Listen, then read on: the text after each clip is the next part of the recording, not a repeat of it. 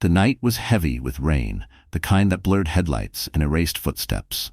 On the slick asphalt of a lonely suburban road, a woman stumbled forward, one hand clutching her belly, the other wiping tears that refused to stop. Emily Miller, 7 months pregnant, barefoot and abandoned, walked with no destination. The echo of her husband's last words haunted her. "Get out. You and that mistake don't belong in my house." She had loved Henry once, enough to defy her billionaire brother Alexander Hart, to leave a life of comfort for a man who promised forever. But forever had turned cruel. A flash of light cut through the rain. A truck's engine roared. The driver's face, hidden under a soaked cap, tightened with guilt. He hesitated only a second before slamming the accelerator. The impact was deafening. Emily's body hit the hood, then the pavement, rolling like a rag doll before lying still. The driver froze, his breath shaking. His phone buzzed, an unknown number. "It's done?" a voice demanded. "Then drive." He obeyed. The truck screeched away, tires slicing through puddles, leaving behind a woman bleeding into the night. Down the same road, headlights from a black limousine cut through the storm. Inside, Alexander Hart looked up from his phone. His driver slowed. "Sir, there's something on the road." When the car stopped, Alexander stepped out into the downpour. He saw the figure lying motionless, the dark hair plastered to her face, the familiar maternity dress clinging to her body. His world stopped. "Emily?" he whispered, but his voice broke halfway. He knelt beside her, hands trembling as he brushed the rain from her cheek. Her lips were blue, her pulse faint. A small trail of blood mixed with water, flowing down the road like a scar. Alexander's driver called for help, but Alexander didn't wait. He lifted her into his arms, ignoring the blood soaking his coat. "Stay with me, Em. Don't you dare leave me again," he murmured, his voice cracking between rage and despair. A faint moan escaped her lips. Her hand twitched, gripping his sleeve weakly, and then faintly she whispered something, just one word. "Truck." His eyes sharpened. Far ahead, twin red taillights faded into the distance. Rage ignited behind his grief. He turned to his driver. "Follow that truck, now!" The limousine engine roared, tires splashing water as it shot into the storm. Behind them, the empty road glistened crimson under the rain, a trail of vengeance already written. "They tried to end her life," Alexander whispered coldly, "but they just gave me a reason to destroy them all." The morning sun painted the Miller house in gold, but inside the air was cold. Emily stood by the kitchen counter, her hands trembling as she sliced fruit she no longer wanted to eat. The scent of coffee filled the room, but it couldn't hide the bitterness between her and her husband. Henry sat at the dining table, scrolling through his phone, not once looking up. "Henry, can we talk?" she asked quietly. "About what?" he muttered, not raising his eyes. "About us," she whispered. "You've been distant. You come home late, you don't even—" "Emily," he cut in, voice sharp. "I've got deals falling apart, investors breathing down my neck, and you're worried about feelings?" She swallowed hard. The old Henry, the one who once brought her flowers, who kissed her forehead every morning, was gone. What sat before her was a stranger in the same skin. Her mother-in-law's voice broke the silence. "If you'd been a better wife, maybe he wouldn't come home angry every night." Mrs. Miller stood in the doorway, arms crossed, eyes full of contempt. "You don't cook, you don't work. You just sit around waiting for him to fix your life." Emily's chest tightened. "I'm 7 months pregnant," she said softly. Mrs. Miller scoffed. "Pregnant doesn't mean useless. In my day, women carried babies and still made dinner on time." Henry stood, straightening his tie. "Mom's right. Stop making excuses." Her throat burned, tears threatening. "You wanted this baby, Henry. You promised." He turned, his expression blank. "Promises don't pay bills." He grabbed his briefcase and walked toward the door. Desperate, Emily followed him to the driveway. "Henry, please, can we at least talk tonight?" He stopped, his back still to her. "We'll see," he said flatly. Then he got in his car and drove away, leaving her standing barefoot on the cold concrete. She stayed outside long after the car disappeared, the sound of tires fading like the echo of her own hope. Inside the house, she sat on the edge of the couch, her phone in her lap. Her thumb hovered over a contact she hadn't called in months, Alexander Hart, her brother. The man who had warned her this would happen. His words echoed in her head. "He doesn't love you, Emily. He loves what you represent, access." She had yelled at him back then, accused him of arrogance, of trying to control her life. "I love him," she'd screamed. And that was the last time they'd spoken. Now, as she stared at his name on her phone, her heart pounded. Pride stopped her from pressing call. She put the phone down and wiped her eyes. The doorbell rang. It was a delivery man holding a bouquet. Roses, crimson and perfect. Her lips parted in surprise until she read the note. "From Henry, I'm sorry." Her heart softened for a moment. Maybe he still cared. Maybe things could be fixed. But when she glanced at the tag on the bouquet, her stomach turned. The receipt was folded inside, addressed not to her, but to Vanessa Cole, sent from the same florist Henry always used for her birthday. The roses weren't for her. Her fingers tightened around the petals until thorns pierced her skin. Blood dripped onto the marble floor, mixing with fallen petals like tiny stains of betrayal. Emily whispered into the silence, "You promised me forever, Henry, and I gave you everything." Outside, thunder rumbled, even though the sky was still bright. Somewhere far away, a storm was already gathering. "And when it breaks," she murmured, her voice trembling, "someone's going to drown." The next evening, Emily sat in the nursery, tracing her fingers over the pale blue wallpaper. Tiny clouds and paper balloons floated above an empty crib Henry had promised to finish last week. He hadn't. The room smelled of baby powder and sadness. A knock echoed from downstairs. She rose slowly, her back aching. When she opened the door, her breath caught. Standing there, rain still glistening on his coat, was her brother. Alexander Hart, the man the world knew as a billionaire investor, but to her, he was still the boy who used to chase away monsters under her bed. His expression tonight, however, was one she had never seen before, disappointment carved into cold restraint. "Alex," she whispered. "May I come in?" His tone was polite but heavy. He stepped past her without waiting. His eyes swept the lavish living room, all Henry's tastes, none of hers. "You shouldn't have come," she said softly. He turned to her. "I warned you about him, Emily. I warned you what he was." Her shoulders slumped. "You don't know him like I do." Alexander's jaw tightened. "I know men like him better than you think. I had him investigated before your wedding." He paused, then added, "He was almost charged for embezzlement 3 years ago. I paid his debt for you." Her eyes widened. "You? What?" "I thought maybe I was wrong.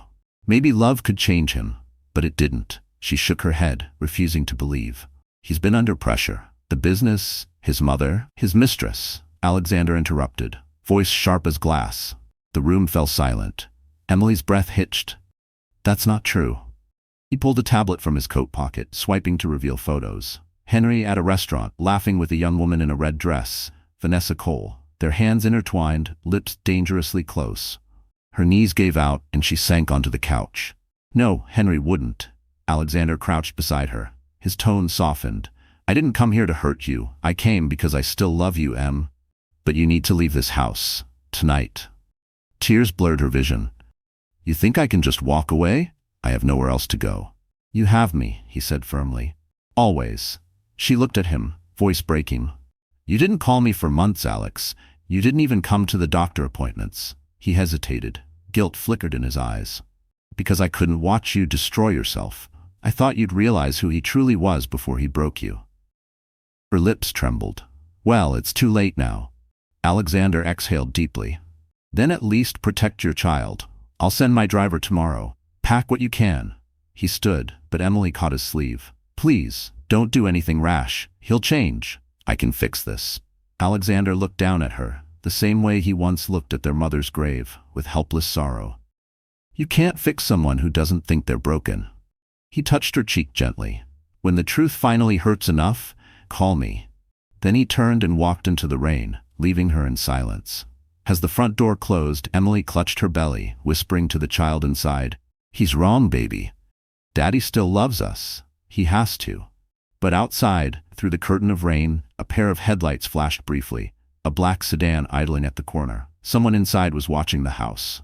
And Alexander's voice echoed in her mind, "When the truth hurts enough, call me." 3 days passed, each one colder than the last. Emily barely slept. Henry came home only at dawn, smelling of whiskey and perfume, whispering empty apologies that dissolved into silence. She told herself things would get better. They had to, because the alternative was too painful to face. But outside the Miller home, A black sedan was parked night after night. Inside it sat a man in a dark suit, his face unreadable. He wasn't there by chance. Alexander Hart had ordered his most trusted aide, Mason, to watch over his sister, not to interfere, only to protect. At 2 a.m., Mason's phone buzzed. "Report," Alexander's voice demanded through the static. "She's still there, sir. Alone. Husband came home 2 hours ago with a woman. Same one from the photos." Alexander's hand tightened around his pen. "Keep watching. If she's in danger, you move. No hesitation." "Yes, sir." In the house, Emily lay awake, the sound of muffled laughter drifting from downstairs. She wrapped her arms around her belly, whispering to the child, "You're my reason. We'll be okay, I promise." Downstairs, Henry and Vanessa sat on the couch, a bottle of champagne between them. "You said she'd be gone by now," Vanessa said, twirling a strand of her red hair. Henry smirked. "She will be. She's fragile. It's just a matter of pushing her far enough." Vanessa leaned in, voice low. "You mean the plan?" He nodded. "A small accident. Nothing too serious. Enough to end the pregnancy. My mother already made arrangements. One of her driver friends owes her a favor." Vanessa's eyes gleamed. "And after that?" "After that," Henry said coldly, "we'll be free. I'll file for divorce and you'll be Mrs. Miller. No more secrets." They clinked glasses. Upstairs, Emily's tears soaked her pillow. She didn't know the full truth yet, but her heart sensed betrayal long before her mind could accept it. The next morning, Henry acted sweet. He brought her breakfast, even kissed her forehead. "I've been stressed, baby," he said softly. "You deserve better." Her heart ached at the sudden tenderness. "I just want us to be happy again." He smiled faintly. "We will be, I promise." He walked her to the porch, tucking a blanket over her shoulders. "Go for a little walk today. Fresh air will help." He watched as she stepped outside, then pulled out his phone. "It's done," he muttered. Across town, a man in a dusty truck checked his messages. The text read, "Intersection of Maple and 3rd, tonight, make it look accidental." He stared at the screen, frowning. The attached photo made his breath hitch. The woman's face was familiar. Years ago, when he'd been homeless near a bus station, she'd given him food and money without asking his name. "Emily." He typed back, "Are you sure about this?" The reply came instantly, "Do it, or I'll make sure you disappear instead." The driver cursed under his breath, slamming his phone shut. "God forgive me." At that same hour, Mason watched from the sedan, noting the growing unease in Emily's movements. He called Alexander again. "Sir, something's wrong. The husband's making calls, looks tense. Keep your eyes on her," Alexander ordered, his voice clipped. "If anything happens—" Static. The call cut off. Thunder rolled across the city. Mason looked up. Through the rain, he saw headlights flash once, twice. A truck idling down the street, engine rumbling low. Inside the house, Henry poured himself another drink, glancing out the window just as Emily stepped into the rain. He smiled faintly. Perfect. Far away, Alexander stared at the silent phone, dread rising in his chest. Something inside him whispered. Tonight, he was going to lose her. The city's elite gathered under chandeliers that glittered like frozen stars. It was the annual Westbridge Charity Gala, where fortunes were flaunted and sins were hidden behind champagne smiles. Henry Miller arrived looking immaculate, black tuxedo, gold cufflinks, a new watch gleaming on his wrist. But the real spotlight wasn't on him. It was on the woman beside him. Vanessa Cole, in a crimson gown that shimmered with every step, owned the room. Her beauty was deliberate, weaponized. As camera flashes danced, she leaned into Henry, whispering in his ear, "Relax. They'll eat it up. The perfect couple." He smirked, pretending not to hear. The lie felt too easy now. Across the ballroom, businessmen raised glasses, mistaking Vanessa for his wife. Henry didn't correct them. He liked the illusion. Vanessa lifted her glass, her voice dripping with charm. "To freedom," she toasted quietly, "and to getting what we deserve." Henry clinked his flute against hers, his eyes gleaming. Soon. Meanwhile, back home, Emily sat alone in their darkened house. The clock struck 9. The dinner she'd prepared had gone cold hours ago. She rubbed her belly, whispering to her unborn child, "He promised he'd come home early tonight." Her voice cracked. Maybe he's working late again. But in truth, Henry's late nights had nothing to do with work. At the gala, Vanessa rested her hand on his chest as the photographer approached. "Smile, darling," she purred. "Let them see the happy man you are." The flash went off. capturing the image that would soon ignite a scandal. Moments later, as the two slipped away to the terrace, Vanessa turned serious. "You know she won't just walk away quietly, right? Emily doesn't seem the type to disappear." Henry poured them both another drink, his jaw tightening. "Then she'll be helped to disappear." Vanessa tilted her head. "And you're sure your mother's friend can handle it?" He nodded. "He's done worse. Just a small hit, enough to make her lose the baby. Then she'll have nothing left to fight for." Vanessa smiled, slow and dangerous. "You're darker than I thought." Henry leaned in, kissing her. "You have no idea." Across the ballroom, a man in a black suit observed from a distance. Mason, Alexander's aide. He blended with the crowd, pretending to check his phone. His camera lens focused on Henry and Vanessa, catching every smirk, every touch. Within minutes, the photos were sent directly to Alexander Hart's secure inbox. In his Manhattan office, Alexander stood by the window overlooking the skyline when the alert came. One glance at the images was enough. His hand tightened around the phone until his knuckles whitened. "So this is how he repays her," he muttered. He pressed a number on his phone. "Mason, stay on them. If he makes one wrong move toward my sister, I'll bury him." "Yes, sir," came the reply. Back at the gala, Vanessa traced her manicured nail along Henry's collarbone. "After the accident, you'll have to look devastated, darling. Cry on command, maybe." Henry laughed darkly. "You think I can't fake love? I've been doing it for 2 years." Their laughter echoed as the orchestra swelled inside. But fate has a cruel sense of timing. From across the ballroom, a woman with a press badge, an independent reporter, snapped one last photo before slipping away. She knew exactly who Henry Miller was and who his real wife was. By the next morning, that single photo would leak online, igniting a storm neither Henry nor Vanessa could stop. And miles away, Emily's phone would buzz with a message that froze her heart. "Your husband's at the gala, with her." The leaked photo spread like wildfire. By morning it was everywhere. Henry Miller, hand in hand with a woman in a red dress, smiling for the cameras at the Westbridge charity gala. The caption burned into Emily's mind. "Billionaire's protégé or secret lover." She sat on the edge of the bed, the phone trembling in her hands. Her stomach churned, the baby kicked gently as if sensing her pain. She scrolled through the endless comments, each one a knife twisting deeper. Poor wife. Typical rich man's story. At least the mistress is prettier. Emily dropped the phone, pressing her palms to her temples. The room spun. Her world, her marriage was disintegrating in real time. Downstairs, Henry slammed the front door. His voice boomed through the house. "Emily!" She flinched. He marched up the stairs, face red with fury. "You just couldn't stay quiet, could you?" Her voice shook. "What are you talking about?" "The picture," he barked. "You or your brother must have leaked it. Don't pretend to be innocent." Tears welled in her eyes.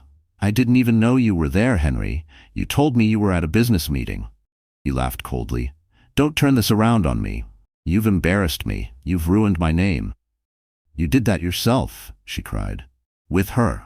His hand twitched, almost striking her, but he stopped, barely. He stepped closer, his voice low and venomous. "You're lucky I don't throw you out right now. My mother says I should have never married you." Her heart shattered at the words. "We're supposed to be a family." "Family?" he scoffed. "You were a charity case I took in." For a moment, the room went silent except for the faint hum of the air conditioner. Then Henry turned away, adjusting his tie as if nothing had happened. "I have a meeting downtown. Stay home, don't talk to anyone, and if reporters come, say nothing." When the doors slammed shut, Emily collapsed on the floor, sobbing quietly.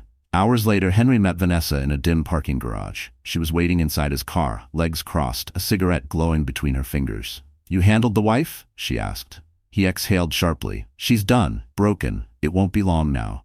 Vanessa smiled, taking a drag. "Good. Then we move to phase 2.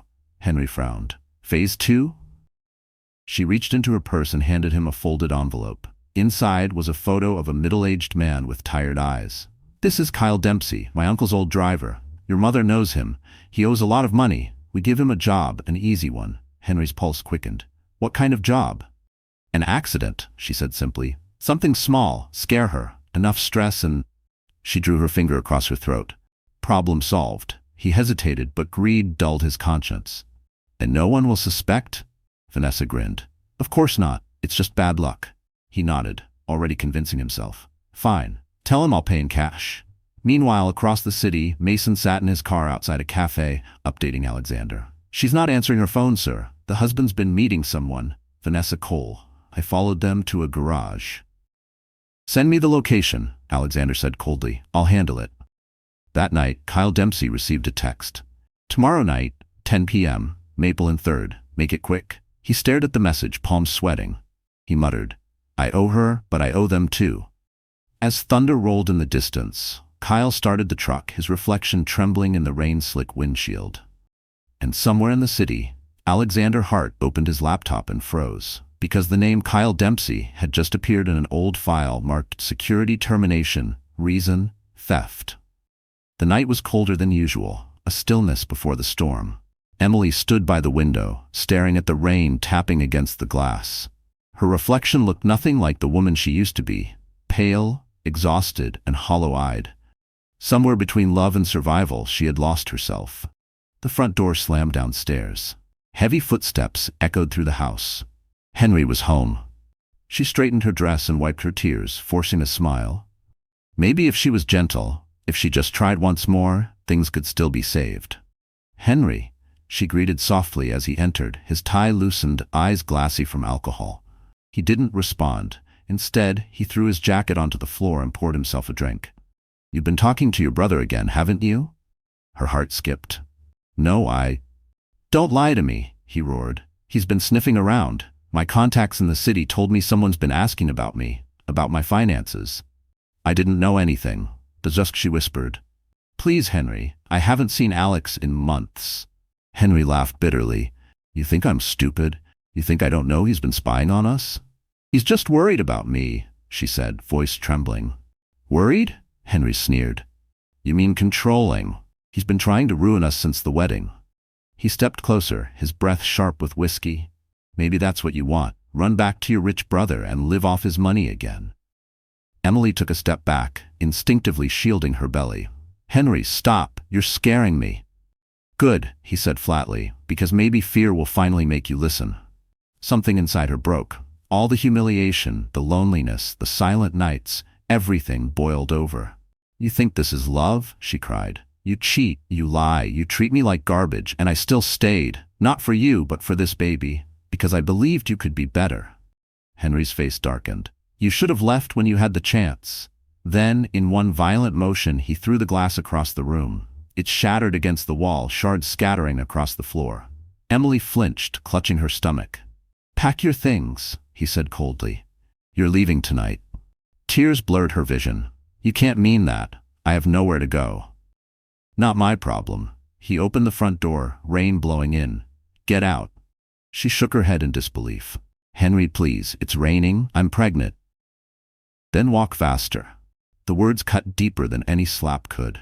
She stood frozen until his mother appeared at the top of the stairs, arms folded, eyes filled with cruel satisfaction. He said, Get out. Don't make a scene, girl. Emily's throat tightened. Her legs trembled as she moved toward the door. She grabbed her small purse from the counter, her wedding ring glinting faintly under the hall light. For a moment, she looked back, hoping, praying he would stop her.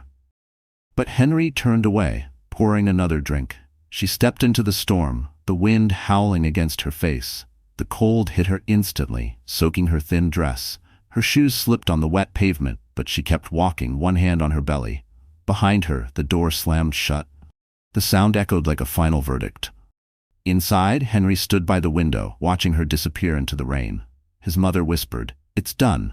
He nodded. Good. She won't make it past Maple Street. Outside, thunder rolled across the sky as Emily stumbled through the darkness, unaware of the pair of headlights slowly appearing behind her. Growing closer, brighter, faster. And from across the city, Alexander's phone buzzed with a warning from Mason. She's on the street alone. Something's happening. The rain fell harder now, each drop slicing through the cold night air like glass. Emily's breath came in short, uneven gasps as she walked down Maple Street, one arm cradling her belly, the other holding her purse against the wind. Her shoes slipped on the soaked pavement, but she didn't stop. Behind her, thunder cracked like a warning she couldn't hear. The road was nearly empty. Streetlights flickered, painting the world in a dim, trembling glow. Somewhere in the distance, a car engine rumbled. Emily turned her head, but the sound was swallowed by rain. She pressed on, whispering softly to her unborn child. "It's okay, sweetheart. Mommy's okay. We'll be safe soon." But safety was the last thing waiting for her. A few blocks away, Kyle Dempsey sat in the driver's seat of an old gray pickup truck, his hands shaking on the wheel. Rain streaked across the windshield as he stared at the text on his cracked phone screen. "Now, she's on Maple. Don't mess this up." He'd done a lot of bad things in his life. Theft, loan sharking, even a bar fight that left a man hospitalized. But this was different. He muttered a prayer under his breath. "Please God, forgive me." Then, through the blurry glass, he saw her. A lone figure, moving slowly, clutching her stomach. The same woman who once gave him money for food when he was living in a shelter. Emily. His throat tightened. Oh no, not her. His phone buzzed again. "Do it, or you're next." He closed his eyes, his foot trembling over the gas pedal. Emily crossed the intersection, the sound of her heartbeat pounding in her ears. Suddenly, from behind, bright headlights exploded through the darkness. Her body froze, instincts screaming too late. The truck roared forward. The impact was brutal, a sickening thud that shattered the night. Her body hit the hood, her purse flying into the street. She landed hard, rolling onto the cold asphalt. Pain radiated through her body like fire. Her vision blurred, the world tilted. She tried to move, but her limbs wouldn't obey. Kyle slammed the brakes, breathing hard. The truck skidded to a halt. For a moment, he stared at her motionless body through the rain. "Jesus Christ," he whispered, tears mixing with the storm. He reached for the door handle, ready to help her, but his phone buzzed again. A voice message played, sharp and familiar. "Don't stop, keep driving." Fear paralyzed him. He looked one last time at Emily, the woman who didn't deserve this, then shifted the truck into gear. Tires screamed as the vehicle tore down the road, splashing through puddles, vanishing into the night. Emily lay still, the rain pooling around her, washing away the blood seeping from a gash on her forehead. Her breathing came in shallow bursts. Somewhere, faintly, she heard her phone ringing from where it had fallen. The screen flashing Alexander Hart. But she couldn't reach it. Her hand twitched once before falling limp. At that same moment, miles away, Alexander was pacing in his penthouse office when the call disconnected. His gut twisted. "Something's wrong," he muttered. Mason's voice came through the radio. "Sir, I lost sight of her, and there's a truck speeding down Maple." Alexander's blood ran cold. "Get the car," he barked. "Now." Within minutes, his black limousine cut through the city like a shadow, slicing through red lights and flooded streets. The driver squinted through the rain. "Sir, up ahead." Alexander saw it before the driver finished, a body lying motionless in the road. His heart stopped. He threw the door open before the car even stopped moving. Rain drenched him instantly, but he didn't care. As he ran toward her, her name tore from his throat like a prayer. "Emily." He dropped to his knees beside her, his hands trembling as he felt for a pulse. Faint, but there. Barely. "Call emergency services," he ordered, voice breaking. "Now." The driver nodded, dialing frantically. Alexander cradled Emily in his arms, her blood staining his coat. "Hold on, Em, please, just hold on." But as the sirens wailed in the distance, Alexander lifted his head, and through the curtain of rain, he saw the red taillights of the fleeing truck disappearing around the corner. And at that exact moment, the promise of vengeance was born. The sirens wailed somewhere in the distance, but Alexander didn't wait. He gently laid Emily in the back seat of his limousine, his blood-stained hands shaking as he fastened her seatbelt. Her breathing was faint, uneven, every exhale weaker than the last. "Drive!" he shouted. "Follow the truck." The driver floored the gas pedal. The limousine roared forward, splashing through puddles as they chased the faint red glow of taillights ahead. Rain hammered against the windshield, but Alexander's focus was razor-sharp. He leaned forward, shouting over the storm. "Don't lose him." "Yes, sir," the driver yelled back, tightening his grip on the wheel. Emily groaned faintly from the back seat. Alexander twisted around, his heart in his throat. "Emily, can you hear me?" Her lips moved weakly. "Truck, Henry." "What about Henry?" he demanded, but her eyes fluttered shut again. Behind them, the city lights faded, replaced by dark country roads. The limousine's headlights cut through sheets of rain, revealing the fleeing pickup weaving dangerously ahead. Alexander's rage burned through the storm. He's not getting away. The driver hesitated. Sir, we could call the police. By the time they arrive, he'll be gone, Alexander snapped. Stay on him. The chase twisted through narrow back roads, mud splattering the sides of both vehicles. The truck skidded around a bend, nearly losing control. The driver inside, Kyle Dempsey, was sobbing, gripping the wheel with white knuckles. God, please, I didn't mean to. I didn't mean to hit her. His phone buzzed again. He pressed the speaker. Did you do it? Henry's voice demanded. Kyle's voice cracked. I hit her, but she's hurt bad. She might die. That's the point, Henry hissed. Now disappear. Kyle froze. Then a louder voice, colder, joined in. Mrs. Miller. If you talk to anyone, we'll find your daughter. Do you understand? Terror overtook guilt. He slammed his foot on the gas. Behind him, Alexander's limousine gained ground. The driver's eyes narrowed. We're closing in. Ram him, Alexander ordered. Sir, you heard me. The driver hesitated only a second before jerking the wheel. The limousine surged forward, slamming into the truck's rear bumper. Metal screamed. The truck fishtailed, swerving violently across the road. Kyle panicked, trying to regain control. No, please. Another hit. The truck spun, tires screeching, until it crashed into the guardrail with a thunderous crunch. Steam hissed from the mangled hood. Alexander jumped out before the limousine even stopped. Rain drenched him as he approached the wreck. The truck's driver door creaked open, and Kyle stumbled out, blood trickling from his forehead. Who sent you? Alexander demanded, grabbing his collar. Kyle's voice trembled. I didn't want to. She was kind to me once. They forced me. Who? Alexander roared. Kyle's lip quivered. Henry and his mother.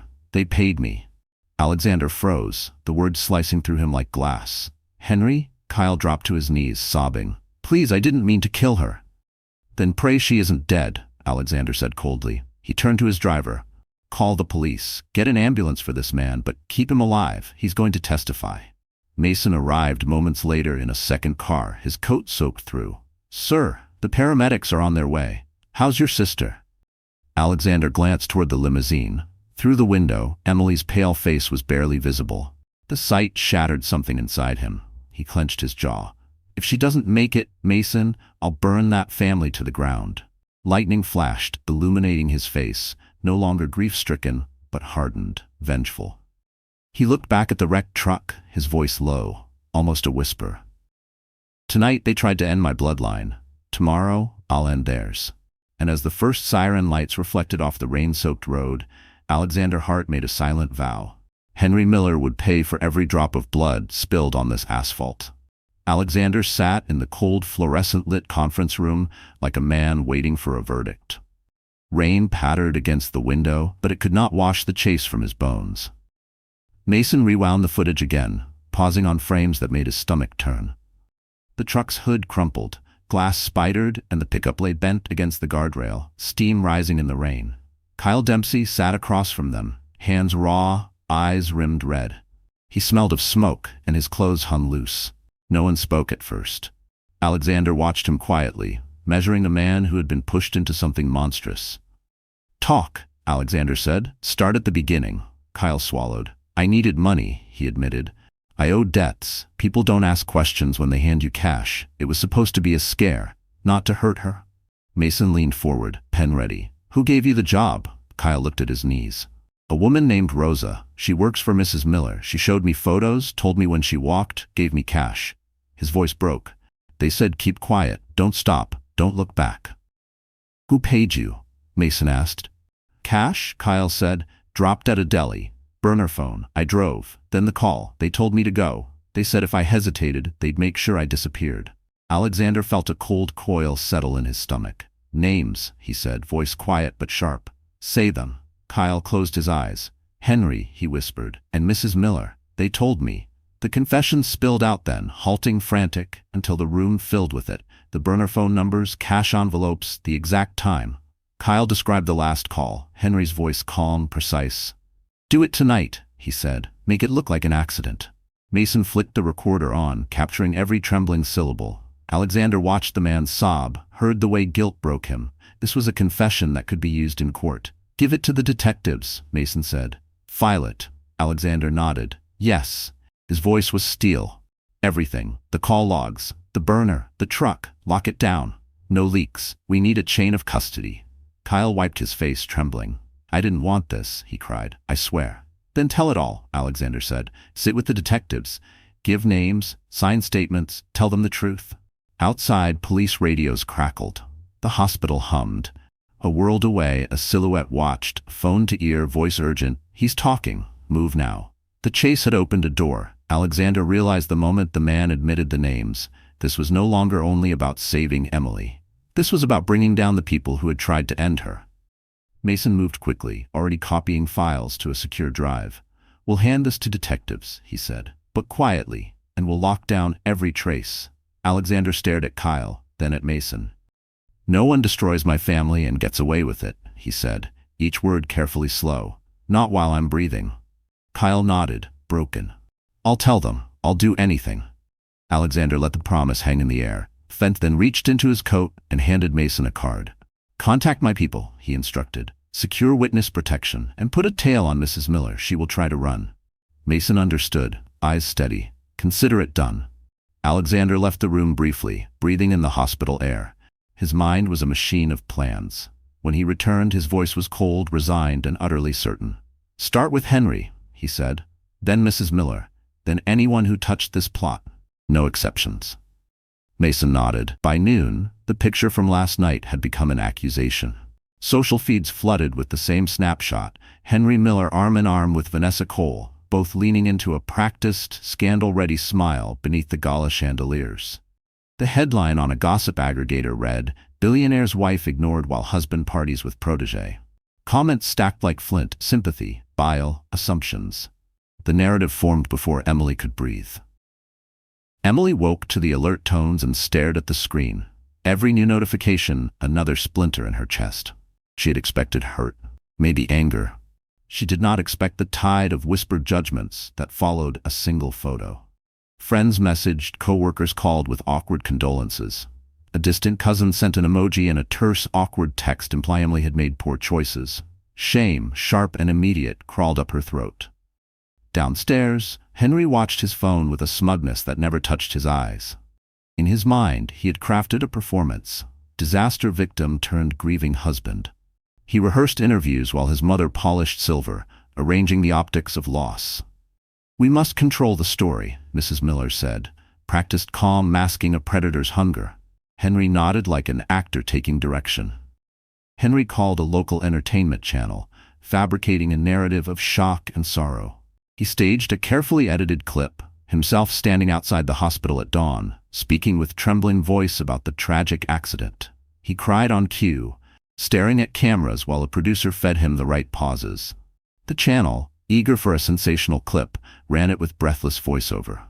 The public, hungry for a neat villain and a hurt hero, swallowed the lie. Across town, Alexander watched the same footage with a slow, volcanic calm. The image of Henry at the camera, careful, controlled, twisted something savage in him. He listened to Mason's update. The clip would run everywhere within the hour. Alexander pinched the bridge of his nose, then reached for the secure tablet he kept for emergencies. He didn't rush. He didn't shout. He calculated. Emily's phone rang, again and again, but she couldn't bring herself to answer. Her head felt as if wrapped in cotton. In the hospital bed, she replayed the night in fragmented vision. The truck, the rain, the pressure in her abdomen like an animal. Nurses moved with quiet precision. Machines beeped life into the sterile room. She wanted to hold on to something steady. Instead, she felt unmoored by rumor and image. Mason walked into Alexander's office with a file in his hand and eyes that said the city was already a battlefield. They're running the man as victim angle, he said. We need to counter, sir. Alexander's jaw tightened. Do it, he said, but do it clean. He fed the reporter an encrypted link. Inside, uncropped photos, timestamps, a satellite still that showed the street camera angle and Henry's car leaving the house the moment Emily stepped outside. He included the message thread Mason had intercepted between Mrs. Miller and a burner number, and the audio clip from Kyle's frightened confession, raw, unedited, shaking with a man's remorse. The reporter hesitated, then bit. The news channel that had aired Henry's staged sorrow had bigger obligations when confronted with primary evidence. Within hours, their morning feed replaced his trembling interview with the original footage Alexander supplied. The headline flipped. New footage shows husband leaving home before wife was struck. The internet convulsed. Did he know? Everyone asked. 1,000 comment threads dissected Henry. Liar, monster, coward. Vanessa's PR machine sputtered under the glare. Mrs. Miller's socialite friends began distancing themselves like fish fleeing poisoned water. On a sterile hospital monitor, Emily's pulse steadied. She squinted at the television across the room, where the new footage looped in sad, relentless proof. Her fingers found Alexander's hand on the blanket and held it like a lifeline. Henry's world, once composed of glances and small strategic lies, started to crack in the most public way possible. The man who attempted to define the story woke 1 hour later to the sound of his phone exploding with calls. From investors, from lawyers, from the last people he expected.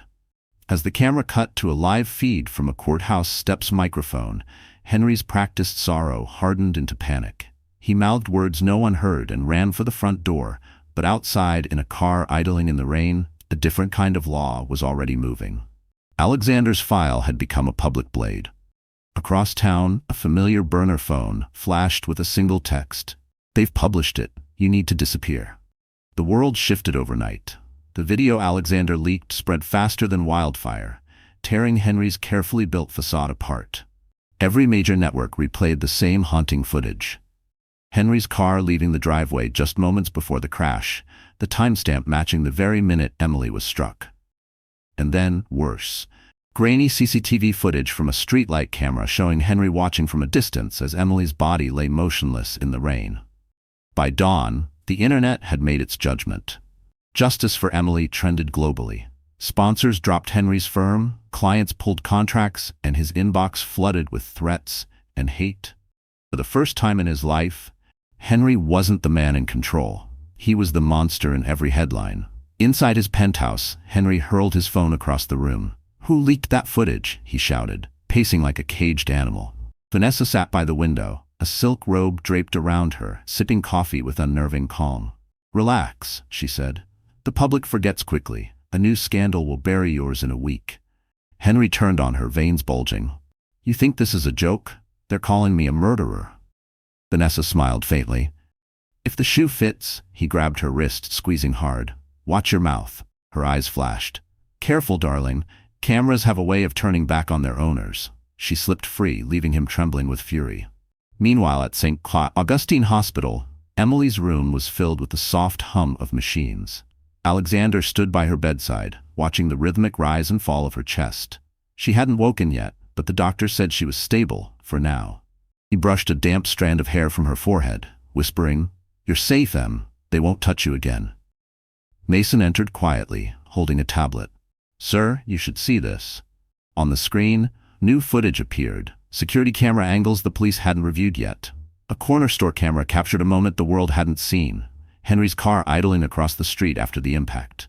The headlights dimmed, and for a brief second, Henry's face was visible through the rain-streaked glass. His expression wasn't horror, it was satisfaction. Alexander's fists clenched. He watched. Mason nodded grimly, and walked away. "Send it to the authorities," Alexander said, voice low but lethal. "And make sure the press gets it too." "Yes, sir." Across town, Henry's phone buzzed again. He answered, voice rough. "What?" His mother's voice was frantic. "The police were here. They know about the driver, about the money. You need to disappear until this blows over." "There's nowhere to hide," Henry snapped. "They've turned me into a villain." "Then be one," she hissed. "Take control. You still have leverage." But Henry barely heard her. His eyes were fixed on the muted television screen, news anchors dissecting his possible role in Emily's accident, while side-by-side footage of her limp body replayed like a nightmare. He switched it off, rage boiling over. Vanessa watched him from the doorway. "You look like you've seen a ghost," she said. "I might as well be one," he muttered. "Then make a comeback," she whispered, slinking closer. "Play the victim. Cry harder. People love a man in pain." He exhaled, almost trembling. "And if that fails? Then we find out what happens," she said coolly, "when the billionaire brother becomes the villain." At that exact moment, Alexander's voice filled a newsroom miles away as he gave a statement to the press. His tone was calm but firm. We have provided law enforcement with evidence that proves my sister's accident was not an accident. Justice will be served." Cameras flashed, journalists shouted questions, but Alexander had said enough. Back in the hospital, Emily's fingers twitched for the first time. The heart monitor beeped faster. The nurse gasped, "She's waking up." Alexander turned sharply, eyes wide with disbelief. "Emily?" Her eyelids fluttered. A weak whisper escaped her lips. "Henry." He watched me. The room froze. Alexander leaned down, gripping her hand tightly. "Then he's finished," he said, voice trembling with fury and relief.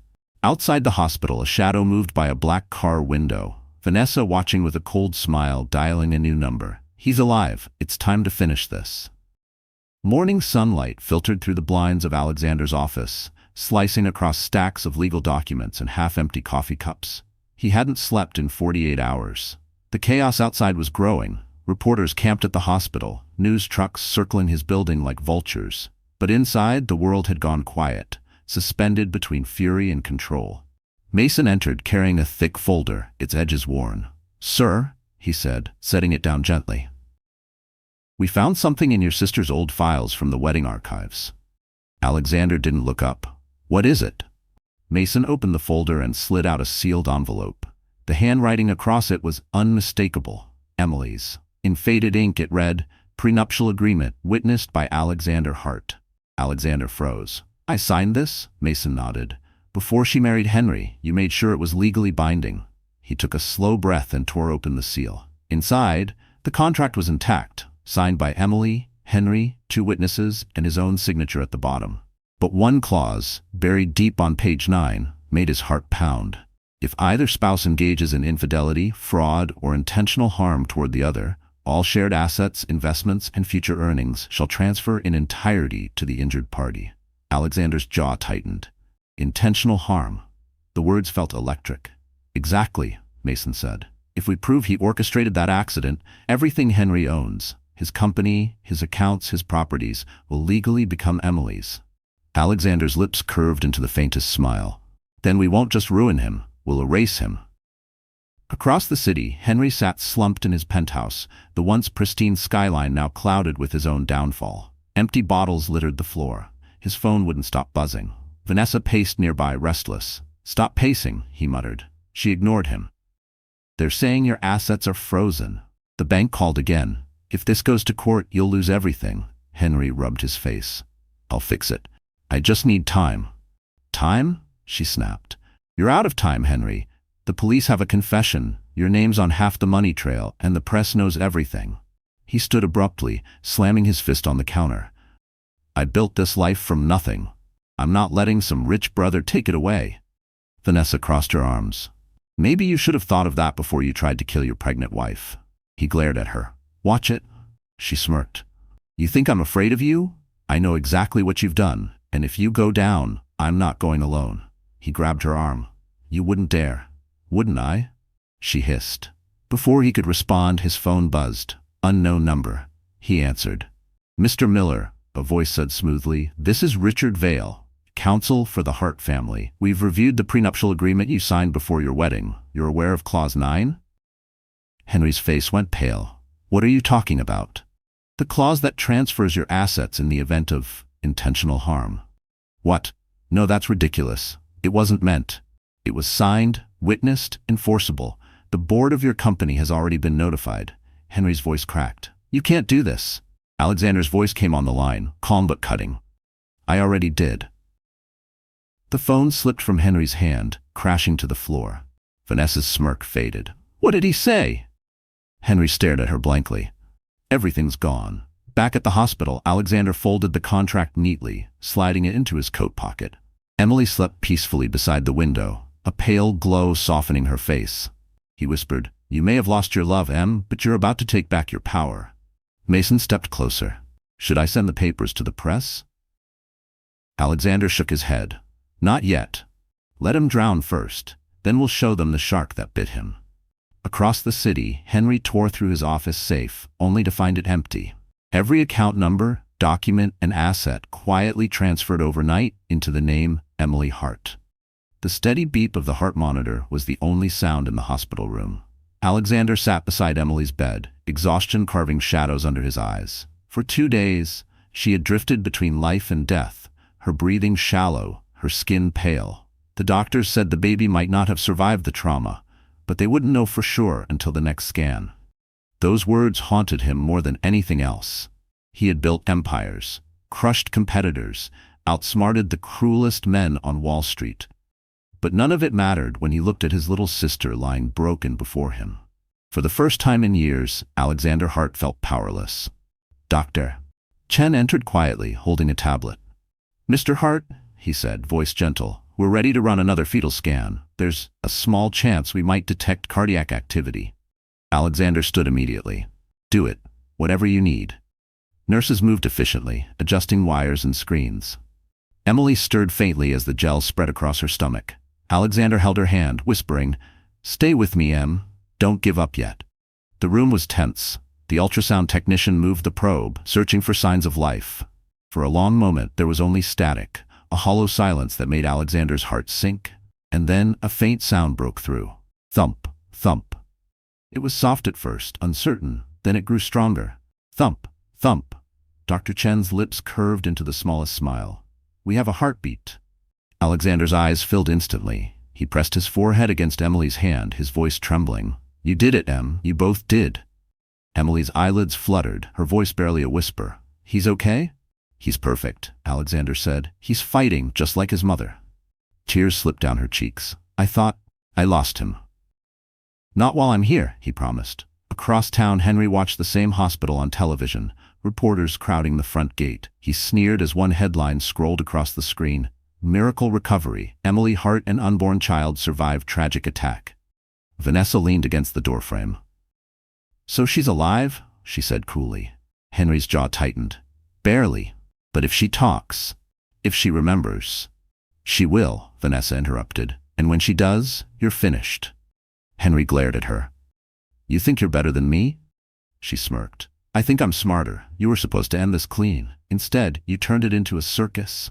He grabbed her wrist, but she didn't flinch. "Let me go, Henry," she warned. "Because when I go down, I'll drag you and your mother with me." He released her, breathing hard. "Get out." She smiled faintly. "Gladly." At the hospital, Alexander met with Dr. Chen again. The doctor's tone turned cautious. "Mr. Hart, while the baby's heartbeat is strong, the pregnancy is now extremely high risk. Any stress, any trauma. She'll have peace," Alexander said firmly. "I'll make sure of it." Dr. Chen nodded and left. When the door closed, Alexander turned to Mason, who stood quietly in the corner. "File for full legal protection," he ordered. "Restraining orders against Henry and his mother. No one gets near her without clearance." Mason hesitated. "And if they try anyway?" Alexander's gaze hardened. "Then they'll regret being born." That night, as rain began to fall again outside the hospital, Alexander stood by the nursery window, listening to the rhythmic beeping from Emily's room. The sound of the baby's heartbeat echoed faintly in his ears, like a promise, fragile yet defiant. He whispered to the darkness, "You tried to kill them, Henry, but all you did was give them a reason to live." And for the first time since that night, Alexander allowed himself to smile, because the heartbeat they thought they'd silenced had just declared war. Morning light broke through the hospital blinds, but Alexander had been awake long before dawn. The rhythmic hum of machines in Emily's room was the only thing keeping his fury in check. He had learned to weaponize patience in business, but this was personal, and patience had its limits. Mason entered, his expression grim. "Sir, we have a problem," he said, handing over a thin brown envelope. Alexander opened it. Inside were photos, grainy, zoomed-in shots of Vanessa Cole entering the city's central police station. Her face was pale, her eyes red-rimmed, but her posture steady. "She's turning herself in?" Alexander asked quietly. "Not exactly," Mason replied. "She's cooperating. She's ready to talk, in exchange for immunity." For the first time in days, Alexander's pulse quickened. "Get me everything she says." Hours later, Mason returned with the transcript of Vanessa's interrogation. The first few lines made Alexander's jaw tighten. It wasn't just Henry. His mother was behind it too. The driver, Kyle, was hired through her contacts. Henry didn't have the courage to make the call himself. He only wanted one thing: for Emily to lose the baby so he could marry me and inherit his mother's estate without interference. Alexander's fingers clenched around the pages. He was going to kill his own child, he muttered. Not just kill, Mason said. Vanessa claims Mrs. Miller planned to stage the entire thing as a random accident. They even paid a local officer to lose the initial report. Alexander paced the room, fury pulsing behind his calm voice. Then we'll make sure that same officer testifies first. In another part of the city, Henry's world was collapsing. He sat in his mother's mansion surrounded by lawyers who refused to meet his eye. This is absurd, Mrs. Miller snapped. They can't prove anything. One lawyer cleared his throat. Ma'am, with the driver's confession and Miss Cole's cooperation, they can, and they will. Mrs. Miller slammed her cane on the floor. That ungrateful girl, I gave her everything. Henry rose abruptly. You gave her money, Mother, not loyalty, and now we're paying for it. You think this is my fault, she barked. You were the one who couldn't even finish the job properly. Henry's face went pale. Finish the job? Her eyes widened, realizing what she'd said. Before he could respond, the front door burst open. Detectives flooded the foyer, their voices sharp. Henry Miller and Rosalind Miller, you're under arrest for conspiracy to commit murder. Mrs. Miller gasped. This is outrageous. But Henry didn't fight. He just stared blankly as they read him his rights, his mind already drifting to the hospital room where Emily still lived, alive, breathing, protected. At St. Augustine, Alexander received the call. They've been taken into custody, Mason confirmed. Alexander closed his eyes, exhaling slowly. Good, send the footage to the press. Let the world see the faces behind the lies. In the hospital room, Emily stirred as Alexander entered. She looked weaker but peaceful, her hand resting protectively on her belly. It's over, isn't it? She asked softly. Almost, Alexander said, sitting beside her. They'll face trial soon. Tears welled in her eyes. I never wanted any of this. I just wanted a family. He took her hand gently. You still have one. Me and him. He nodded toward her belly. That's all you need now. Outside the window, sirens wailed as police cars sped toward the courthouse, cameras flashing. The Miller name, once gilded by wealth and deceit, was now etched into headlines as a symbol of betrayal. And while the world watched their empire fall, Alexander whispered to his sister, Justice doesn't erase pain, but it does make sure no one else bleeds for it again. The courthouse buzzed like a hive. Reporters crowded the marble steps, their flashes bursting like lightning against the gray morning sky. Inside, tension clung to every surface. The trial of Henry and Rosalind Miller had drawn the city's full attention. Wealth, scandal, betrayal, and blood all converging under one roof. Alexander sat in the front row behind the prosecution table, his face carved from stone. Emily was absent by doctor's order, her recovery still fragile, but he carried her voice with him. The memory of her whisper, he watched me. It was all the fuel he needed. Henry entered the courtroom flanked by guards. He looked smaller now, thinner, the arrogance stripped from his face. His mother followed, wrapped in a designer coat that no longer carried power, only decay. The crowd's murmurs swelled like a wave before the gavel slammed down. All rise, the bailiff announced. The Court of the State of New York is now in session, the Honorable Judge Callahan presiding. The judge settled into her seat, eyes sharp behind her glasses. Let's proceed, she said. The prosecution began methodically, building a case from evidence Alexander had gathered. Every detail was laid out. The burner phones, the payments, the confession of Kyle Dempsey, and the testimony of Vanessa Cole, now under protection. Screens displayed grainy footage from that stormy night. Emily walking alone, the truck appearing, the impact, and the car that watched from a distance. Each frame landed like a hammer blow. Henry flinched, his knuckles white on the defense table. Rosalind stared ahead, unblinking. The prosecutor turned toward the jury. This was not an accident. This was greed. This was control. And when Emily Miller refused to stay quiet, they decided she didn't deserve to live. The courtroom was silent, except for the echo of the words. Henry's lawyer rose, sweating under the weight of the evidence. Your Honor, he began. This was a misunderstanding, a tragic mistake, not a conspiracy. My client. Your client paid a man to run over his pregnant wife, the prosecutor cut in, and then stood by while she bled. A murmur rippled through the gallery. The judge raised a hand. Order in the court. But Alexander could feel the tide turning. Mason leaned toward him and whispered, The jury's already with us. Hours passed, witnesses testified, each one driving the knife deeper. Kyle, pale and trembling, recounted his orders. They said to scare her, but it went wrong. I tried to stop. I tried. Vanessa followed, her voice steady. Henry told me himself. He said if she was gone, we could finally live free. When she stepped down, Henry's composure shattered. He slammed his hand on the table, shouting, "She's lying." The judge's gavel cracked like thunder. "Mr. Miller, control yourself." But it was too late. The jury had seen it, the flash of anger, the guilt, the truth. Finally, the judge called for closing statements. The prosecutor turned to the jury one last time. Emily Miller survived. Her child survived. That heartbeat is proof that evil doesn't win when courage refuses to die. Today, justice demands you listen to that heartbeat. The jury disappeared for deliberation.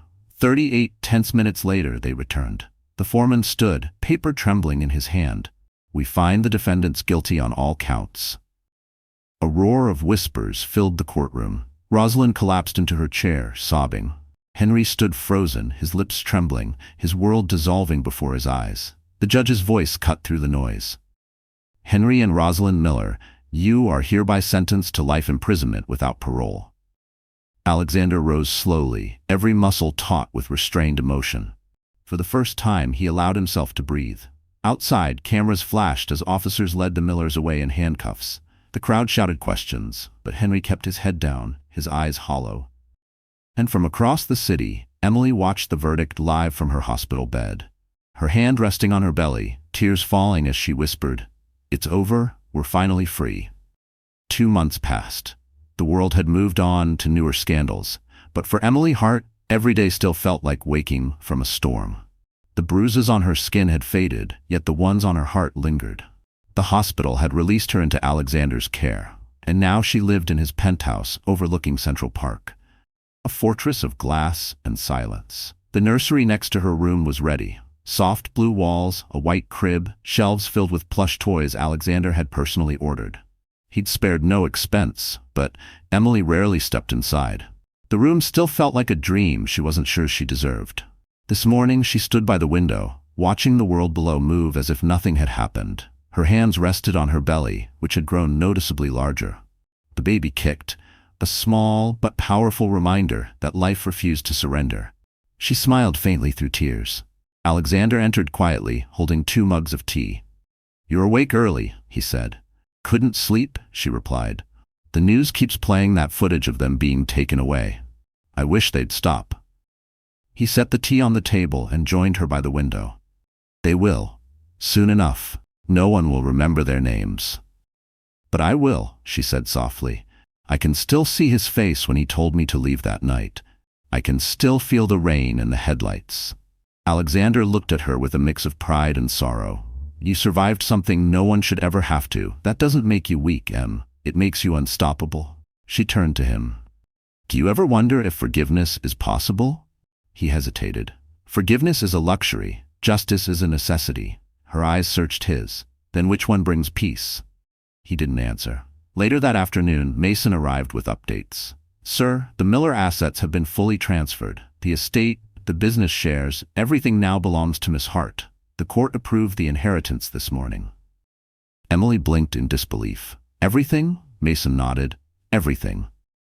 Alexander smiled faintly. "The universe has a strange sense of irony. The man who tried to destroy you just gave you his entire fortune." She shook her head. "I don't want his money, Alex. I just want a life that doesn't hurt anymore." He placed a hand on her shoulder.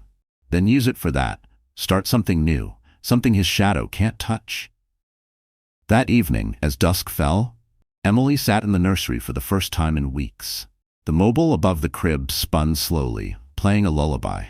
She ran her fingers over a tiny baby blanket embroidered with the name she had finally chosen, Ethan. She whispered, "You're safe now, little one. I promise." In the living room, Alexander watched an interview on the news. Vanessa Cole, wearing a modest suit and no makeup, sat under bright studio lights. Her voice was steady as she confessed everything again. This time to the public. "I was blinded by greed. I stood by and let an innocent woman suffer. I'll live with that guilt forever." When asked if she feared Alexander Hart's retribution, she smiled sadly. "No, I think he already punished me by showing me what decency looks like." Alexander turned off the television, expression unreadable. For the first time, the rage inside him began to cool. Later that night, Emily joined him on the balcony. The city lights glowed beneath them, 1,000 little stories still unfolding. "Do you think people change?" she asked. He nodded slowly. "If they want to." She took a deep breath, feeling the baby move again. "Then maybe I'll try to forgive, not for them but for me." He smiled softly. "That's my sister." They stood there in silence, side by side, watching the city breathe. The wind carried away the ghosts of that night, leaving only the quiet sound of life returning. And when Emily finally whispered, "I'm ready for tomorrow," Alexander looked at her and realized, for the first time in years, he was too. The city had finally gone quiet around them. News outlets moved on to fresher scandals, and the Millers' downfall became just another cautionary tale. For Emily, life had slowed to something almost peaceful. The air in Alexander's penthouse no longer smelled of antiseptic or fear. It smelled like lavender and new beginnings. But peace, she would soon learn, rarely lasts. It began with a letter. One morning, as Emily was sorting through the mail, she noticed an envelope with no return address. The handwriting was jagged, the ink smudged. She hesitated before opening it, her instincts tightening in her chest. Inside, a single line. "You think justice ends in prison. You're wrong." Her hands trembled. There was no signature, but the slanted cursive was familiar. Rosalind Miller. Her mother-in-law had written to her. Emily sank into the nearest chair, the letter slipping from her fingers. "How?" she whispered. Rosalind was serving a life sentence, no parole. The letter shouldn't even exist. When Alexander found her moments later, the color had drained from her face. "What happened?" he demanded. She handed him the note. His jaw tightened as he read it. "Someone smuggled this out," he said darkly. "She's still trying to scare you." "But why now?" Emily asked. "They've lost everything." He folded the paper carefully. "Because fear is the only thing left to them. But don't worry, I'll handle this." That night, Mason dug into prison communications. He returned the next morning with grim news. "Sir, the letter wasn't the only one. 2 more were sent, one to Vanessa Cole and one to a journalist, all from inside Greenvale prison." Alexander frowned. "What's the content?" Mason hesitated. "They suggest she knows something more. Something about the accident that hasn't been revealed." Emily's heartbeat quickened. "What does she mean?" Mason read from his notes. She wrote, "The driver wasn't meant to stop her heart, only the baby's." Emily froze. The air around her seemed to vanish. She only wanted to hurt my child?" Alexander's expression darkened to something dangerous. "Then she'll never see daylight again." But even as he spoke, new chaos was brewing. That afternoon, a major news outlet published an exclusive piece. "Miller matriarch speaks from prison, claims she was framed by the Harts." The article quoted letters Rosalind had allegedly written, accusing Alexander of manipulating the case for financial gain. Emily's phone buzzed non-stop. Her social media flooded with messages: sympathy, doubt, anger. The same reporters who once called her a survivor now questioned if the Harts had orchestrated everything for control of the Miller empire. Alexander slammed his fist on the desk. "They're twisting the truth again." "Can't we prove it's fake?" Emily asked desperately. "We will," he said. "But whoever leaked these letters wants to break us publicly first." Mason stepped forward, placing another file on the table. "Sir, there's more. Someone inside Greenvale has been bribing guards. Rosalind has outside communication, unmonitored." Alexander's eyes burned with fury. "Shut it down, all of it."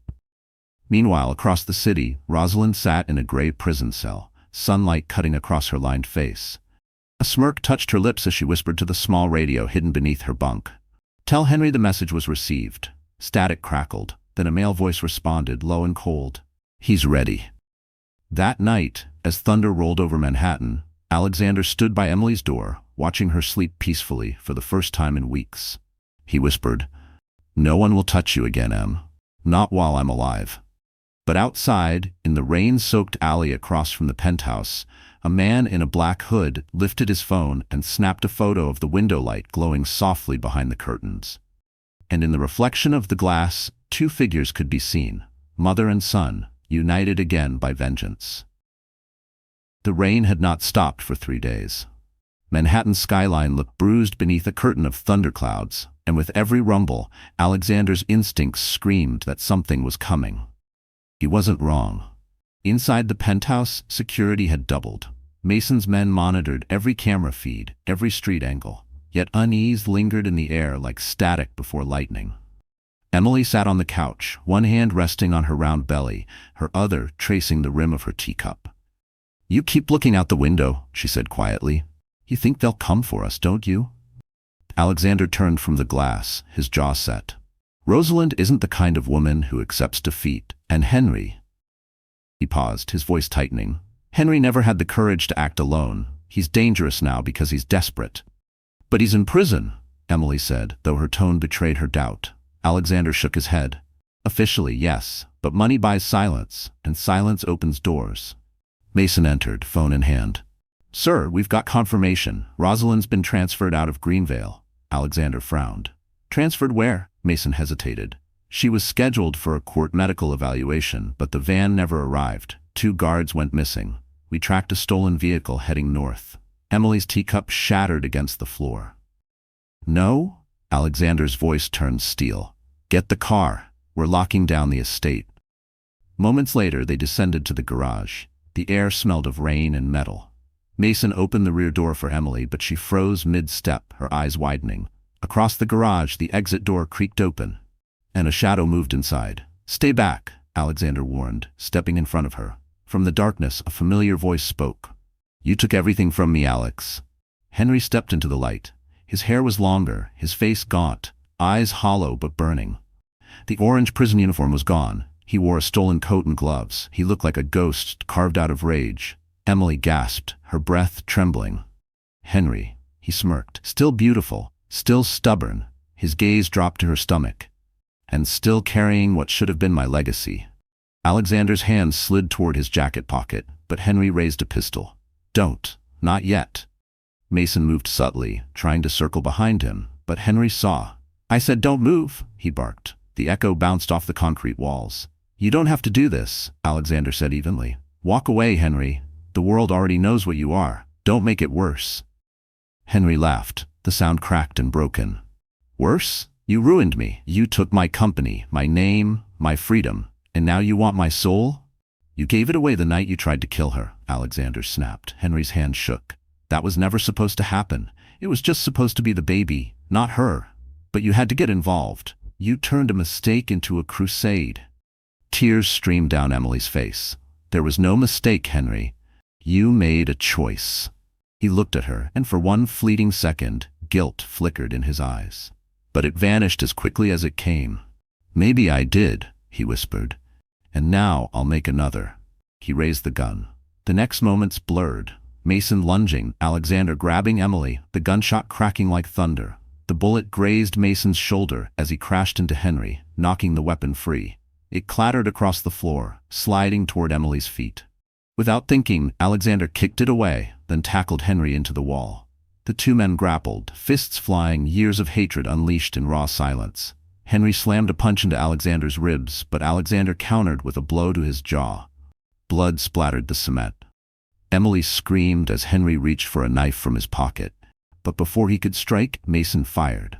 The shot echoed once, final and sharp. Henry stumbled backward, eyes wide with shock. For a moment, he looked almost human again. Then he collapsed, lifeless. Silence fell. Rain hammered against the roof above them. Emily sank to the floor, sobbing into her hands. Alexander turned to Mason, whose shoulder bled through his shirt. "Call it in," he said hoarsely. Mason nodded, voice tight. "It's over, sir?" Alexander looked down at Henry's body, his chest heaving. "No," he whispered. "It's only over when she's safe." Outside, lightning split the sky open, and in that white flash, Alexander caught his reflection in the window. Not a billionaire, not a hero, but a man who had finally become the storm he'd been fighting. Morning came slowly after the longest night of their lives. The rain had finally stopped, leaving the streets washed clean and glimmering beneath the sunrise. The police cars were gone now, the yellow tape removed, but the echoes of gunfire still lived in the air of Alexander's underground garage. Henry Miller was dead. Rosalind Miller, recaptured at dawn, was being transported back to maximum security under heavy guard. And yet, for Alexander and Emily, peace did not come easily, because peace never does after war. In the quiet of the penthouse, Emily sat by the window wrapped in a blanket, her hands resting on her belly. She could feel the baby moving again, strong, defiant, alive. The doctor had said the stress could have induced labor, but somehow, against all odds, her body had held on. Life had chosen to fight. Alexander entered the room, his shirt still unbuttoned from the night before, exhaustion etched deep into his face. "You should be resting," he said softly. "I can't sleep," she admitted. "Every time I close my eyes, I see him." He crossed the room and knelt beside her, taking her hands gently. "He's gone, Em. He can't hurt you anymore." She nodded, but tears filled her eyes. "It doesn't feel real. I wanted justice, not this." "There's a difference," Alexander said quietly, "between wanting justice and being forced to witness it." Silence settled between them. The city below was waking, taxis honking, the hum of life returning. Yet in that penthouse time felt suspended, caught between grief and rebirth. Later that afternoon, Mason arrived with updates. His arm was bandaged, but his spirit unbroken. "It's done," he said simply. "The case is officially closed. The district attorney ruled it self-defense. You won't be charged." Alexander nodded. "And the press? They're calling you the hero who saved his sister's life," Mason replied. "But there's something else." He handed over a small envelope. Inside was a letter with the prison seal, Rosalind Miller. Alexander unfolded it, expecting venom, but what he read instead chilled him. "You took my son. But remember this, vengeance doesn't end with the dead. It ends when the living choose to forget." He exhaled slowly, then tore the letter in half. "She'll never have that power again." As evening fell, Emily asked to visit the cemetery. The doctors protested, but she insisted. Under the gray sky, she stood before a small grave marked simply, "Henry Miller, 1988 to 2025. There were no flowers, no mourners, no love, only rain-soaked soil and silence. She stared for a long time, the wind tugging gently at her coat. "I forgive you," she whispered, "not because you deserve it, but because I deserve peace." When she turned away, Alexander was waiting by the car. "Are you sure you're ready for this?" he asked. She smiled faintly. "I'm not sure I'll ever be ready, but I'm still standing, and that has to count for something." That night, back at the penthouse, Emily went into labor. The storm outside roared once more, as if nature itself wanted to witness the moment. Alexander stayed by her side the entire time, holding her hand through every cry, every tear. Hours later, as dawn broke again, a baby's cry filled the room, sharp, new, perfect. Emily looked down at her son, his tiny fingers curling around hers. "Welcome home, Ethan," she whispered, voice trembling with joy. Alexander stood at her bedside, emotion breaking through his composure. "He looks just like you," he said. She smiled through her tears. "No, he looks like hope." Alexander leaned down, kissing her forehead. "Then hope has finally returned to this family." Outside, sunlight poured through the windows, golden and forgiving. The world, once broken by betrayal and blood, felt whole again. And as Emily held her newborn close, she whispered the words that closed her story. "They tried to end us, but all they did was teach us how to begin again." So, my friends, that's how this story ends. If you're still here right now, listening until the very last moment, then maybe something inside this story touched your heart, even just a little. Because deep down, we all know what it's like to lose, to hurt, and to rise again. Emily's journey wasn't just about survival, it was about rebirth. It reminds us that forgiveness doesn't mean weakness, it means freedom. The Stoics said, "We suffer more in imagination than in reality." Pain will always visit us, but how long it stays, that's our choice. Marcus Aurelius once wrote, "You have power over your mind, not outside events." Realize this, and you will find strength. Like Emily, maybe you've been through storms you thought would never end. But if you're hearing this now, it means you're still standing, and that's something to be proud of. Healing doesn't happen overnight, but it begins the moment you decide you deserve peace more than revenge. So if this story moved you, if it made you think, or even just breathe a little deeper, please like this video, share it with someone who needs hope tonight, and subscribe to our channel, because together, we'll keep finding the light, even after the darkest storms.